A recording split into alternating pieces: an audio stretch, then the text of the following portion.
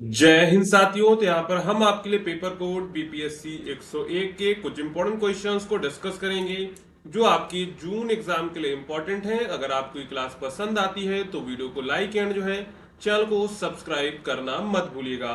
ये हमारा part 1 video है, इसके बाद आपका पार्ट 2 आएगा तो उसको हम आई बटन में ऐड कर देंगे, तो वहां से आप लोग जो है पार्ट 2 को भी कवर कर लीजिएगा।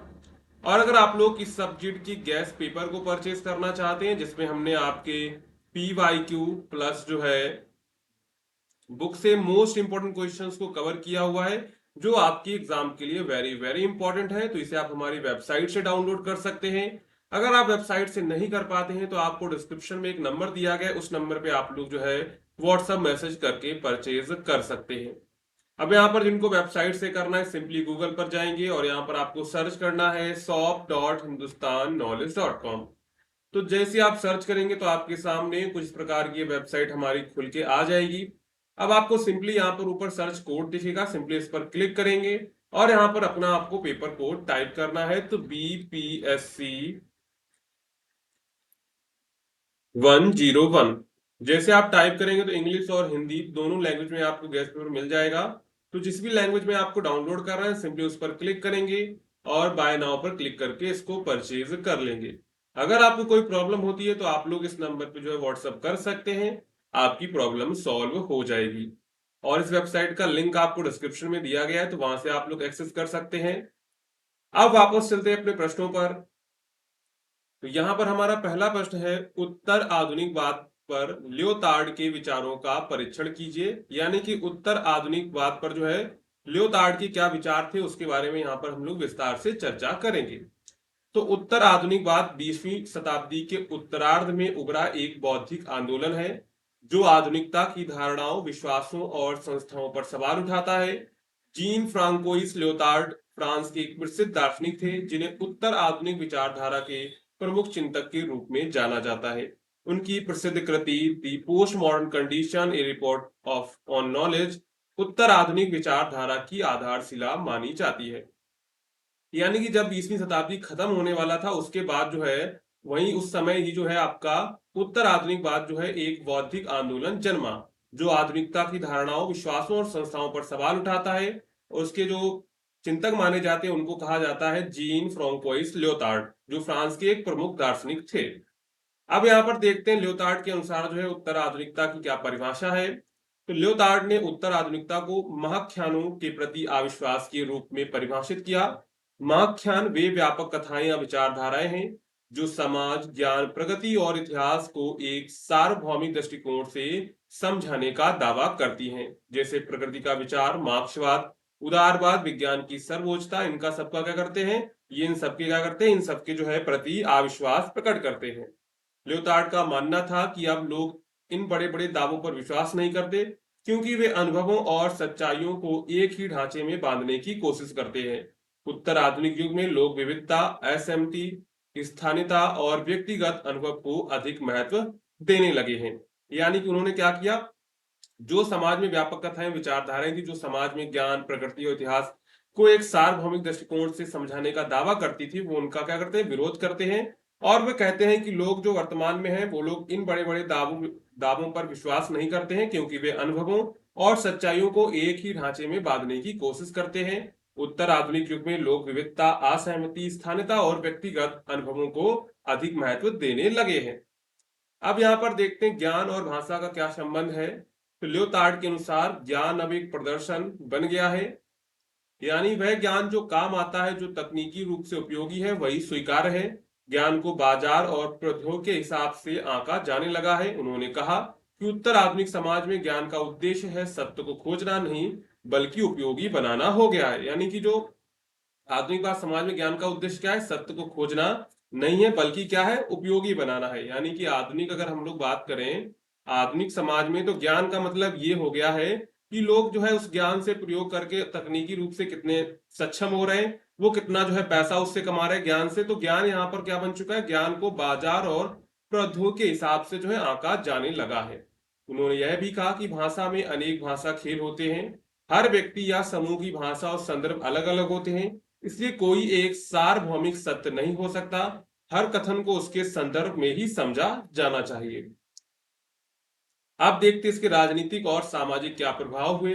लियोतार्ड की सोच का राजनीतिक दृष्टि से यह अर्थ निकलता है कि अब एक ही विचारधारा या व्यवस्था को सभी पर थोपना उचित नहीं है।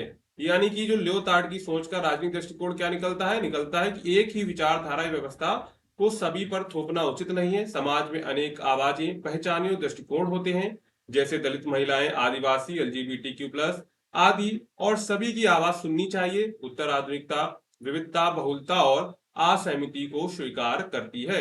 यानी कि लियोतार्ड की सोच कहती है कि सभी कुछ कोई एक विचारधारा जो है वो हमको सभी पर नहीं थोपनी है, बल्कि जो है समाज में बहुत सारे अलग अलग लोग रहते हैं, उनकी आवाजें हैं, उनकी सबकी आवाजों को सुनना है और जो है सबकी अलग अलग विचारधाराओं को मानना है। इसके बाद आलोचना देखेंगे तो लियोतार्ड की विचारधारा को कुछ लोगों ने आलोचना का शिकार भी बनाया। उनका कहना है कि यदि हर चीज को संदिग्ध मान लिया जाए तो किसी भी सत्य को स्वीकार न किया जाए तो समाज में अराजकता फैल सकती है। इसके अलावा वैज्ञानिक और नैतिक प्रकृति को पूरी तरह नकारना भी एक सीमित दृष्टिकोण हो सकता है। यानी कि जो उनके आलोचक होते हैं वो कहते हैं अगर हम लोग किसी चीज को, यानी कोई जो है किसी चीज को बिना जाने अगर हम लोग उसको सत्य नहीं मानेंगे तो क्या होगा, तो समाज में अराजकता फैल जाएगी। इसके अलावा वैज्ञानिक और नैतिक प्रकृति को पूरी तरह नकारना भी एक सीमित दृष्टिकोण हो सकता है, ये उनके आलोचक कहते हैं।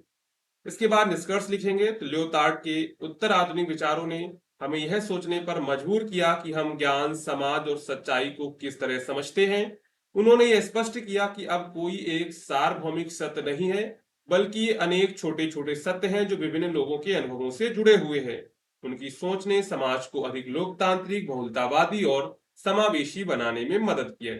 तो यहाँ पर वो क्या कहते हैं, वो कहते हैं कि अब जो है कोई सार्वभौमिक सत्य नहीं है, बल्कि छोटे छोटे सत्य हैं जो विभिन्न लोगों के अनुभवों से जुड़े हुए हैं। यानी कि जो पहले क्या होता था, पहले सिर्फ एक ही सार्वभौमिक सत्य माना जाता था, लेकिन जब से उत्तर आधुनिकवाद आया है और जो है लियोतार्ड कहते हैं कि अब जो है कोई भी एक जो है सार्वभौमिक सत्य नहीं है, बल्कि समाज में जो है अलग अलग छोटे छोटे सत्य हैं जो विभिन्न लोगों के अनुभवों पर आधारित होते हैं।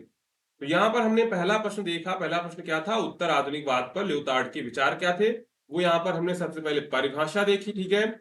इसके बाद हमने देखा ज्ञान और भाषा का क्या संबंध है। इसके बाद इसका राजनीतिक और सामाजिक क्या प्रभाव होता है। इसके बाद यहाँ पर हमने आलोचना की। इसके बाद यहाँ पर हमने निष्कर्ष लिखा। इसके बाद यहाँ पर हमारा दूसरा प्रश्न है, निम्नलिखित में हमको टिप्पणी लिखनी है। सबसे पहले है कल्याणवाद पर टिप्पणी लिखेंगे और वैज्ञानिक समाजवाद पर। तो सबसे पहले देखते हैं कल्याणवाद। तो कल्याणवाद एक ऐसी राजनीतिक और सामाजिक अवधारणा है जिसमें राज्य अपने नागरिकों के सामाजिक और आर्थिक कल्याण की जिम्मेदारी लेता है। इसका उद्देश्य समाज में न्यूनतम जीवन स्तर, समान अवसर और सामाजिक न्याय सुनिश्चित करना होता है। कल्याणकारी राज्य का मूल विचार यह है कि सरकार केवल कानून व्यवस्था बनाए रखने और रक्षा करने तक सीमित नहीं है, बल्कि नागरिकों की शिक्षा, स्वास्थ्य, रोजगार और सामाजिक सुरक्षा आदि का भी ध्यान रखे। यानी कल्याणकारी राज्य का मूल विचार क्या है कि सरकार का केवल ये काम नहीं कानून व्यवस्था बनाए और जो है व्यक्तियों की रक्षा करे, बल्कि उसका ये भी काम है कि नागरिकों की शिक्षा, स्वास्थ्य, रोजगार और सामाजिक सुरक्षा आदि का भी ध्यान रखे। द्वितीय विश्व युद्ध के बाद यूरोप में कल्याणकारी राज्य की अवधारणा ने गति पकड़ी। ब्रिटेन ने बेवरिज रिपोर्ट ने कल्याणकारी राज्य की नींव रखी। इसमें गरीबी, बेरोजगारी, बीमारी, शिक्षा की कमी, सामाजिक असमानता जैसे 5 मुख्य संगठनों से लड़ने की बात की गई थी। यानी कि जो जब कल्याणकारी राज्य की नींव रखी गई थी तो उसमें गरीबी, बेरोजगारी, बीमारी, शिक्षा की कमी और सामाजिक असमानता जैसे मुख्य 5 संकटों से लड़ने की बात यहाँ पर कही गई थी। इसके बाद कल्याणवादी नीति के तहत सरकारें गरीबों को अनुदान देती हैं, बेरोजगारों को भत्ता देती हैं, निःशुल्क या सस्ती स्वास्थ्य सेवाएं और शिक्षा प्रदान करती है तथा वृद्धावस्था पेंशन जैसी भी योजनाएं चलाती है। हालांकि कल्याणवाद की आलोचना भी होती है। आलोचकों का कहना है कि इससे जो है कर भार बढ़ता है, सरकारी खर्च में वृद्धि होती है और नागरिकों में जो है आत्मनिर्भरता की भावना घटती है। फिर भी कल्याणवाद आज की लोकतांत्रिक समाज की एक महत्वपूर्ण विशेषता बन चुका है। यह राज्य और नागरिकों के बीच उत्तरदायित्व, सहभागिता पर आधारित संबंध को मजबूत करता है। इसके बाद है वैज्ञानिक समाजवाद। तो वैज्ञानिक समाजवाद कार्ल मार्क्स और फ्रेडरिक एंगल्स द्वारा प्रतिपादित समाजवाद का वह रूप है जो तर्क, ऐतिहासिक विश्लेषण और वैज्ञानिक पद्धति पर आधारित है। यहाँ पर वैज्ञानिक समाजवाद क्या है, वैज्ञानिक समाजवाद जो है कार्ल मार्क्स और फ्रेडरिक एंगल्स द्वारा प्रतिवादी समाजवाद का वह रूप है जो तर्क, ऐतिहासिक विश्लेषण और वैज्ञानिक पद्धति पर आधारित है। यह विचारधारा पूंजीवाद की आलोचना करते हुए एक ऐसे समाज की कल्पना करती है जो वर्गहीन हो, शोषण मुक्त हो और समता मूलक हो। मार्क्स ने ऐतिहासिक भौतिकवाद के सिद्धांत के माध्यम से यह बताया कि इतिहास का विकास आर्थिक शक्तियों के संघर्ष से होता है। समाज की हर जड़, जैसे दास प्रथा, सामंतवाद, पूंजीवाद में वर्ग संघर्ष रहा है। वैज्ञानिक समाजवाद के अनुसार पूंजीवाद का अंत होकर समाजवाद की स्थापना अवश्य संभावी है, क्योंकि यह एक वैज्ञानिक ऐतिहासिक प्रक्रिया है। यहाँ पर क्या है, वैज्ञानिक समाजवाद की अवधारणा क्या है, इसमें समाज में ऐसे होना चाहिए, समाज में कोई वर्ग नहीं होना चाहिए। क्या होना चाहिए? समाज में कोई वर्ग नहीं होगा, सभी लोग शोषण मुक्त होंगे और सभी समता मूलक होंगे। उसी को हम लोग कहते हैं वैज्ञानिक समाजवाद। इस विचारधारा में राज्य का उद्देश्य एक वर्ग विशेष की सेवा ना होकर सभी वर्गों के हित में होना चाहिए। इसमें उत्पादन के साधनों यानी जमीन, कारखाने, मशीनें का सामूहिक स्वामित्व होता है और उत्पादन समाज की आवश्यकताओं के अनुसार होता है, ना कि लाभ के लिए होता है।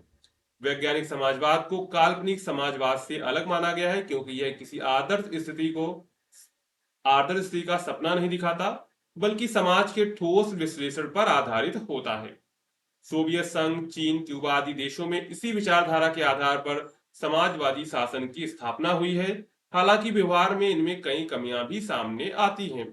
फिर भी वैज्ञानिक समाजवाद आज भी समाज में आर्थिक असमानता और शोषण के विरुद्ध एक सशक्त वैचारिक उपकरण के रूप में देखा जाता है।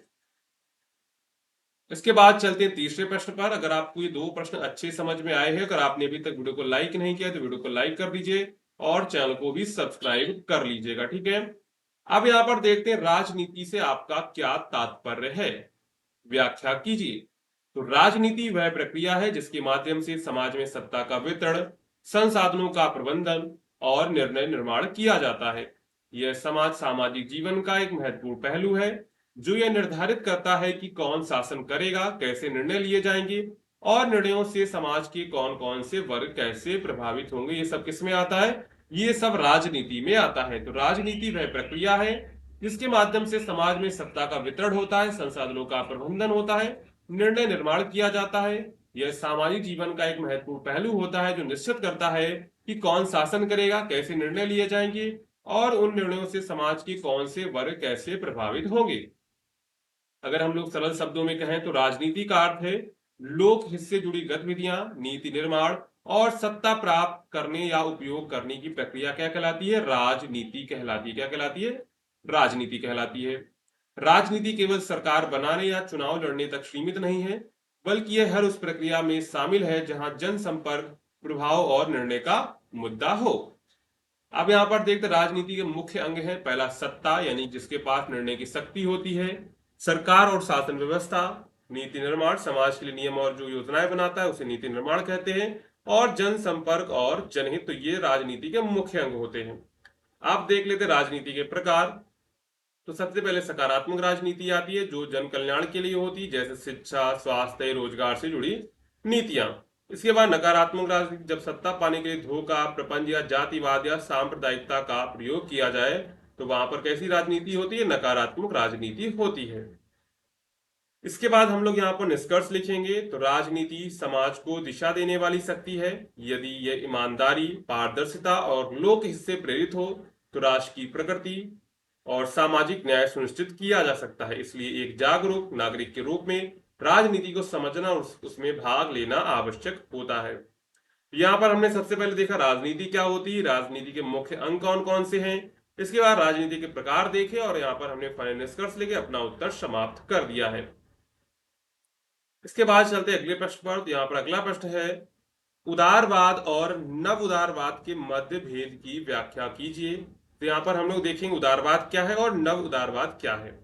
तो उदारवाद और नव उदारवाद दोनों राजनीतिक और आर्थिक विचारधाराएं हैं जो व्यक्ति की स्वतंत्रता, खुली अर्थव्यवस्था और सीमित सरकार पर बल देती है। हालांकि इन दोनों के बीच समय, उद्देश्य और कार्यान्वयन के आधार पर कई महत्वपूर्ण अंतर होते हैं। अब देखते हैं उदारवाद क्या है। सबसे पहले ये देखते हैं। तो उदारवाद एक ऐसी विचारधारा है जो व्यक्ति की स्वतंत्रता, न्याय, समानता और लोकतंत्र में विश्वास रखती है। यह मानती है कि हर व्यक्ति को बोलने, सोचने, काम करने और संपत्ति रखने की स्वतंत्रता होनी चाहिए। अगर हम लोग बात करें राजनीति दृष्टि से, उदारवाद लोकतंत्र, मानवाधिकार, बहुलवाद और कानून के शासन को महत्व देता है। अगर हम लोग आर्थिक दृष्टि से बात करें तो यह बाजार की स्वतंत्रता का समर्थन करता है, लेकिन सरकार की यह जिम्मेदारी मानता है कि वह समाज की कमजोर वर्गों की मदद करे और सामाजिक न्याय सुनिश्चित करे। यहाँ पर हमने देख लिया उदारवाद का राजनीतिक दृष्टि क्या है और जो है आर्थिक दृष्टिकोण क्या है। इसके बाद इसके दो प्रमुख रूप होते हैं। पहला है शास्त्रीय उदारवाद, तो 18वीं से 19वीं सदी में विकसित हुआ। इसमें सरकार को कम से कम हस्तक्षेप करना चाहिए।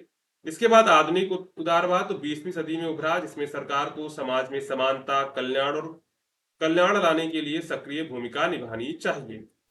अब यहाँ पर देखते हैं नव उदारवाद क्या है। तो नव उदारवाद 1970 के दशक के बाद विकसित एक आर्थिक सिद्धांत है जो कहता है कि सरकार की भूमिका न्यूनतम होनी चाहिए और बाजार को पूरी तरह जो है स्वतंत्र छोड़ देना चाहिए।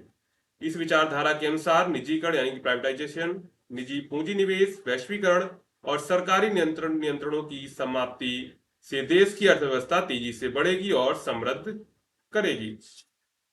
अब यहाँ पर देखेंगे मुख्य विशेषताएं क्या है तो नवउदारवाद की। तो सरकारी कंपनियों का निजीकरण, व्यापार पर नियंत्रणों को हटाना, करों में कटौती, विदेशी निवेश को बढ़ावा देना, कल्याणकारी योजनाओं में कटौती करना, तो ये सब क्या है नवउदारवाद की मुख्य विशेषताएं हैं। तो नवउदारवाद की नीति अमेरिका और ब्रिटेन में क्रमशः रोनाल्ड रीगन और जो है मार्गरेट थैचर द्वारा शुरू की गई। भारत में 1991 के आर्थिक सुधारों के साथ जो है नवउदारवाद लागू हुआ था। यहाँ पर हमने देखा कि आपका उदारवाद क्या है, फिर हमने देखा नव उदारवाद क्या है। इसके बाद हम लोग निष्कर्ष लिखेंगे। तो उदारवाद और नव उदारवाद दोनों ही व्यक्ति की स्वतंत्रता पर विश्वास करते हैं, लेकिन दोनों की प्राथमिकताएं अलग अलग है। उदारवाद जहां आर्थिक स्वतंत्रता के साथ सामाजिक न्याय और सरकारी जिम्मेदारी को जरूरी मानता है, वहीं नव उदारवाद केवल आर्थिक विकास और बाजार की स्वतंत्रता को प्रमुखता देता है। आज के वैश्विक में इन दोनों विचारों का संतुलन बनाना बहुत जरूरी है ताकि विकास के साथ साथ सामाजिक समानता और न्याय भी सुनिश्चित की जा सके। तो यहाँ पर हमने टोटल 4 क्वेश्चंस को डिस्कस किया है जो आपकी एग्जाम के लिए वेरी वेरी इंपॉर्टेंट है। अगर आपको क्लास पसंद आई हो तो वीडियो को लाइक करिएगा, चैनल को सब्सक्राइब करिएगा एंड दोस्तों में शेयर करना मत भूलिएगा, जिससे आने वाली क्लास की नोटिफिकेशन आपको मिलती रहेगी।